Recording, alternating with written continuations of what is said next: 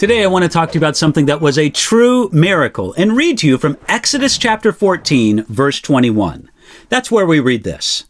Then Moses stretched out his hand over the sea, and the Lord caused the sea to go back by a strong east wind all that night, and made the sea into dry land, and the waters were divided. This great event, the parting of the Red Sea, has been acted out in movies, such as The Ten Commandments or The Prince of Egypt. And it's also been displayed in paintings. Some people wonder if Moses really did stretch out his hand over the sea, and if it really did part in two, allowing Israel to pass through the Red Sea. Now, we don't know exactly where this place was and what the exact geography was, especially what it was like thousands of years ago. This is especially true because an area like this can change every flood or drought season. We do know that there was enough water there to trap the Israelites and then later to drown the Egyptians. We can suppose that this was at least 10 feet or 3 meters of water. We can also suppose that the distance across was not so wide that it would not allow a large group of Israelites to cross over in one night. No matter exactly where it happened, it's entirely reasonable to believe that it actually did happen.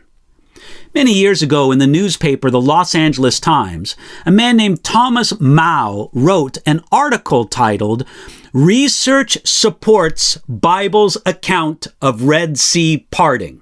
By the way, I like that headline so much, I'm going to read it to you again. Research supports Bible's account of Red Sea parting. And this is what Thomas Mao wrote in this article. I'm quoting now. Sophisticated computer calculations indicate that the biblical parting of the Red Sea, said to have allowed Moses and the Israelites to escape from bondage in Egypt, could have occurred precisely as the Bible describes it. Because of the peculiar geography of the northern end of the Red Sea, researchers report Sunday in the Bulletin of the American Meteorological Society that a moderate wind blowing constantly for about 10 hours could have caused the sea to recede for about a mile and the water level to drop 10 feet, leaving dry land in the area where many biblical scholars believe the crossing occurred. Now, I find that to be an adequate scientific description of how it might have happened. But to be honest, I much prefer God's telling of the story found in Psalm 77, verses 16 through 20. Ready for this?